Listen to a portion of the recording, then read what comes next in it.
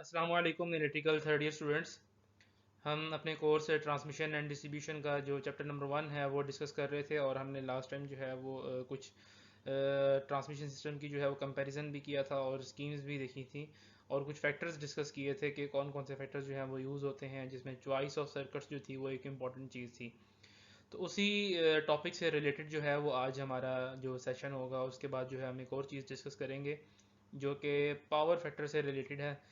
सबसे पहले जो है जो चॉइस ऑफ सर्किट्स में जो चीज़ थी वो जो है हम सिस्टम है कि एक रिंग सिस्टम जो है वो एसी ट्रांसमिशन सिस्टम का जो है वो क्या चीज़ होती है, रिंग सिस्टम क्या होता है, उसके इफेक्ट्स क्या होते हैं, ये क्यों इम्पोर्टेंट है, इसे क्यों यूज़ किया जाता है वाइडली। रिंग सिस्टम जो है वो बेसिकली आप दो जनरेटिंग स्टेशंस को जो है जब कंबाइन कर दें या सब स्टेशन को कंबाइन कर दें, उनकी शक्ल जो है वो एक रिंग की टाइप की बन जाए तो उसे हम रिंग सिस्टम कहते हैं। और ये जो है हम जो स्कीम यूज़ करते हैं वो अपनी रिलायबिलिटी और स्टेबिलिटी को बढ़ाने के लिए करते हैं कि हमारा जो सिस्टम है वो रिलायबल भी हो, स्टेबल भी हो, उसके अंदर जो है वो अनस्टेबिलिटी के इश्यूज़ ना हो, बार बार ट्रिपिंग के इश्यूज़ ना हो, उसके अंदर फॉल्ट्स कम से कम आए। क्योंकि जब ये होता है कि जब फॉल्ट्स आते हैं, अगर एक सिस्टम एक जनरेटिंग स्टेशन है या एक सब स्टेशन आपका जो है वो सर्किट में चल रहा है या सिस्टम में लगा हुआ है तो उस पर फॉल्ट आ गया, तो फिर क्या होगा कि आपकी जो है वो पावर जो है वो इसका जो है ख़त्म हो जाएगी, पावर का जो कनेक्शन है वो आउट हो जाएगा, वहाँ पे पावर आउट हो जाएगी, ब्लैक आउट हो जाएगा। अगर रिंग सिस्टम है, एक सब स्टेशन पे फॉल्ट आता है तो आप दूसरे सब स्टेशन से जो है उस एरिया को, उस लोड को जो है पावर सप्लाई कर सकते हैं। और ये चीज़ जो है वहाँ पे यूज़ की जाती है जहाँ पे बहुत ज़्यादा सेंसिटिव हो, कमर्शियल एरियाज़ हों या इंपॉर्टेंट एरियाज़ जहाँ पे 24/7 आपको सप्लाई जो है वो चाहिए होती है। रिंग सिस्टम जो है वो एक इम्पॉर्टेंट जो है वो सिस्टम है हमारे एसी ट्रांसमिशन का। मैं आपको जो है वो सर्किट डायग्राम दिखाता हूँ इसकी। ये देखें जी, इस तरह से जो है आपके जो है ये एक जो है ये सिस्टम नज़र आ रहा है आपको। ये जो चार आपको लाइन डायग्राम जो है, one line diagram, single line diagram जो है वो रिंग सिस्टम की आपको नज़र आ रही है कि ये इसमें चार चीज़ें जो है वो हमने आपस में कनेक्ट की हुई हैं और ये एक रिंग की शक्ल बन गई है। और ये भी ये इसी डिस्ट्रीब्यूशन का है कि इसमें एक जनरेटिंग स्टेशन है और आगे जो है वो लोड जो है वो ये डिस्ट्रीब्यूट हो रहे हैं। ठीक है जी। ये आपकी जो है वन लाइन डायग्राम है और इसमें आपको मेरा ख्याल है बेहतर समझ में आ जाएगा कि ये जो है रिंग सिस्टम क्या होता है। जो दूसरी चीज़ जो मैं आपके डिस्कस कर रहा था कि वोल्टेज एंड पावर फैक्टर का जो रिलेशन है और ट्रांसमिशन लाइंस पे जो है हमारा क्या इफेक्ट होता है। इलेक्ट्रिक पावर जो है हमारी आपको पता है कि जनरेट होती है, इसकी ट्रांसमिशन और डिस्ट्रीब्यूशन जो है वो एसी में होती है। तो एसी में जो पावर फैक्टर है वो इंपॉर्टेंट चीज़ है। आप अपने प्रिंसिपल ऑफ इलेक्ट्रिकल इंजीनियरिंग के कोर्स में पढ़ चुके हैं कि पावर फैक्टर क्या है और उसकी सिग्निफिकेंस क्या है।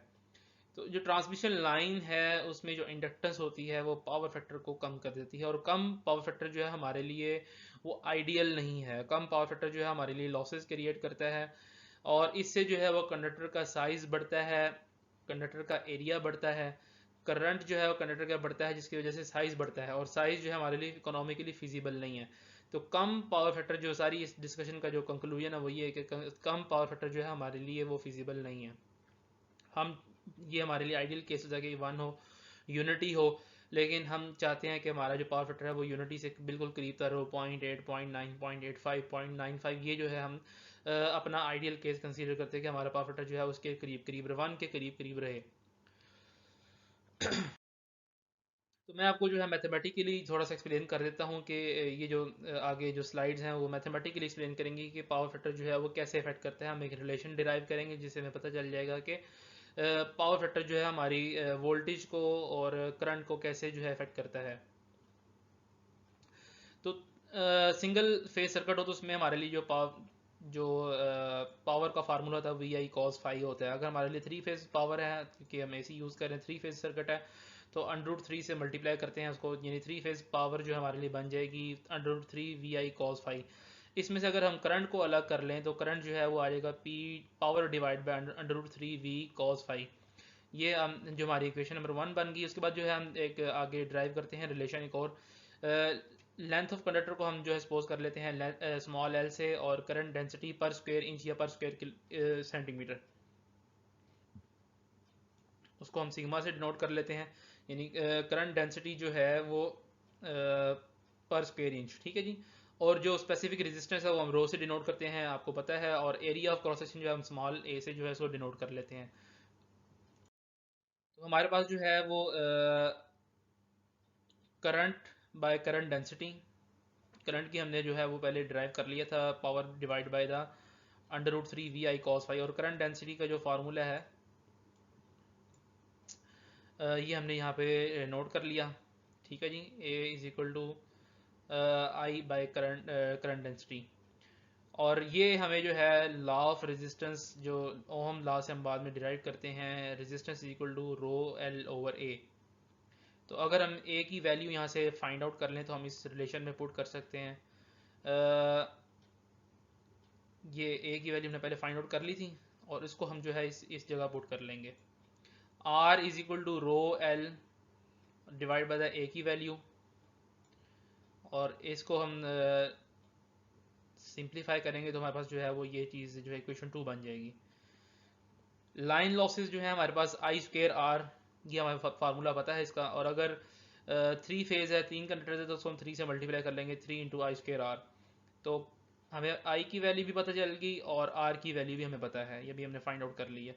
तो I की वैल्यू भी और R की वैल्यू, अब दोनों चीज़ जो है इस इक्वेशन में पुट करें तो हमारे पास जो आगे फाइनल रिलेशन आएगा वो कुछ इस तरह से आएगा। Line losses =√3 power rho L sigma divide by V cos phi. V cos phi ये क्या था जी? पावर फैक्टर था। तो हम देख सकते हैं कि लाइन लॉसेस के साथ पावर फैक्टर का जो रिलेशन है वो क्या है? इनवर्स रिलेशन है। तो हम यहाँ से फॉलोइंग कंक्लूजन जो है ड्रॉ कर सकते हैं कि लाइन लॉसेज जो हैं वो पावर फैक्टर के इनवर्सली प्रोपोर्शनल हैं, और वोल्टेज के लाइन लॉसेज वोल्टेज के भी इनवर्सली प्रोपोर्शनल हैं और पावर फैक्टर के भी। और अगर पावर फैक्टर जो है यूनिटी के करीब होगा, कम से कम होगा, और वोल्टेज ज़्यादा होगा, तो लाइन लॉसेज जो है वो कम हो जाएंगे। और लॉन्ग ट्रांसमिशन लाइंस के लिए जो है, जो हमारे पास ट्रांसमिशन लाइंस लंबी होती हैं, काफ़ी लेंथ होती है उनकी, और हायर वोल्टेज और बेटर पावर फैक्टर जो है वो नेसेसरी है हमारे लिए।